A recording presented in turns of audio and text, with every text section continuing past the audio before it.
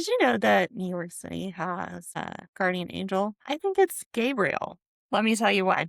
I accidentally moved to New York 7 weeks ago, which is words that no one ever really wants to say, but it was definitely adventure. And I have had a few glimpses of Gabriel, who honestly I think I had only ever seen once in my life in a dream, but I had a few glimpses of him in New York City, and he wasn't at all who I expected to see while here. And as I was walking through the north side of Central Park one really hot, scorching June day, I caught a glimpse of lower Manhattan through the long expanse of the park. Like you look down the length of Central Park, and as I gazed, a vision appeared superimposed on the building before my eyes. A being with multiple arms was holding the entire city, wrapped around each building, pulling it fast, literally holding up the city. And what's wild is about a week after that, in that particular area of Manhattan, a high-rise building almost fell down and didn't. The old Pfizer building almost that they're converting into apartments almost fell down. And I saw the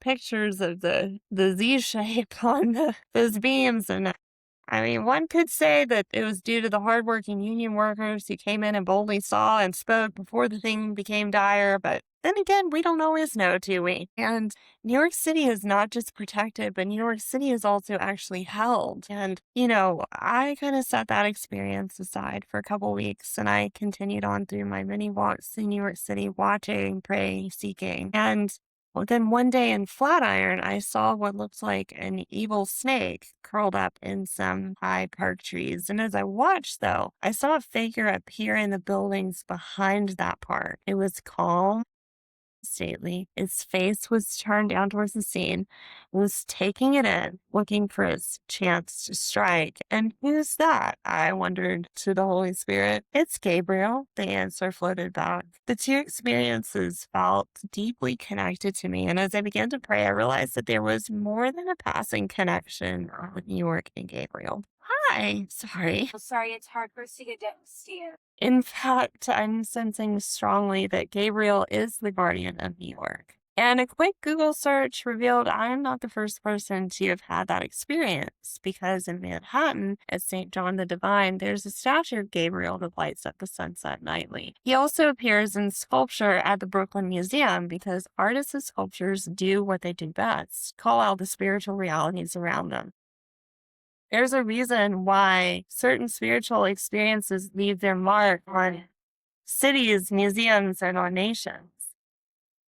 And as I continue to pray, I remembered that all throughout the Bible, Gabriel was sent as an announcer of God's will to announce the times and seasons. He was sent to the prophet Daniel to explain the visions, the crazy wild visions that he had that were, I mean, you read Daniel, you're like, what is this? And Gabriel was also one who stepped into the story to shift the story. And have you ever visited New York and been hit with this huge wave of creative energy that unlocked complex problems, or you suddenly had this idea where you're like, I suddenly understand where society and culture are going? That's because God created New York City and wants the people of New York to be people who announce the way. God has a place and an invitation. Gabriel is the angel of annunciation, or announcing what God is about to do. He appeared to Mary to announce the coming of Jesus. Gabriel is angelic being that comes and announces what things are to come.